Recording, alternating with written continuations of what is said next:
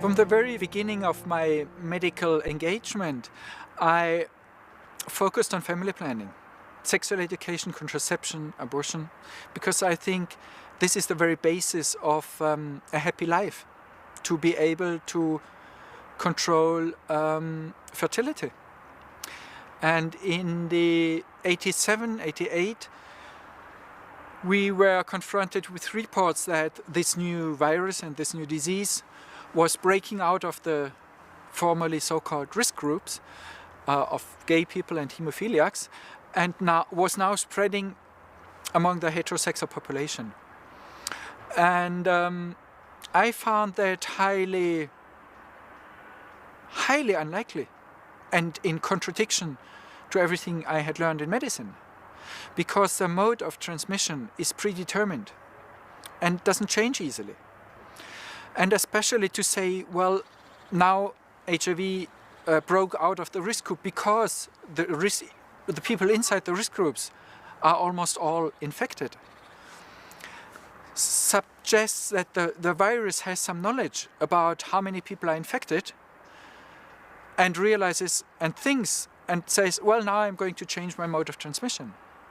This is like us being stuck in a car jam, in a traffic jam, and deciding suddenly, well, now we can just fly because we can't move forward with our car. It doesn't make sense.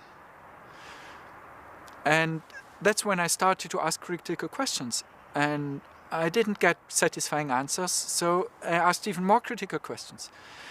And in the end, I ended up to write a book, Do We Love Dangerously?, to evaluate and bring together and analyze facts about and data available on this question.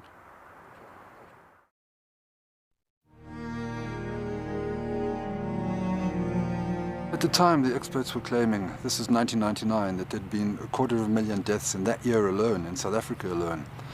And so it struck me that if one could verify that that was true, it was obscene even to continue the debate, and that if I could prove that, which I thought was just a matter of a phone call or two, it would end the debate, and the denialists and President Mbeki would have to sort of retreat into the corner and wear dunce caps. So I went out and started looking for corpses, and that's many years ago, and I'm still looking today. Did you find the corpses? I didn't, and I believe that the claims then emanating from the AIDS establishment were entirely preposterous. But how can you say that when millions of children, millions of men and women, and orphans have been said to die from AIDS? Well, let's just step back and look at the broad picture. When I was still naive about AIDS, I used to open the newspaper and I'd read that some astronomical and dumbfounding number of Africans was infected with HIV, 24 million, 30 million, whatever. So what you discover is this doesn't imply that that many people have actually been tested. What has happened is that it's assumed that that many Africans is theoretically connected via tortuous mathematical models to a woman who tested positive in a government survey. What do you mean theoretical? Are you saying that those deaths didn't actually occur? I can't give you a yes or no answer on that. This is a Buddhist thing. You have to... This subject requires the wisdom of a Buddhist. You have to be able to hold two possibilities in your brain at the same time. It's very difficult for most people to do. I can tell you this, however. There are no statistics elsewhere in Africa. They simply don't exist. There are simply estimates generated by people who have a vested interest in keeping this, in portraying Africa's AIDS problem as dumbfounding as possible.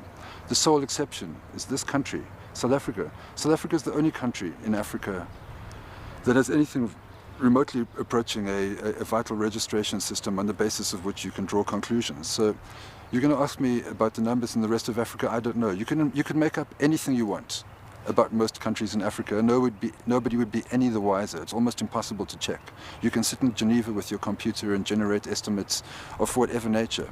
They remain theoretical. This is the battleground. South Africa is the exception. It's the only country in the entire third world where it's possible to assess the accuracy of these theoretical estimates against real-life death registration.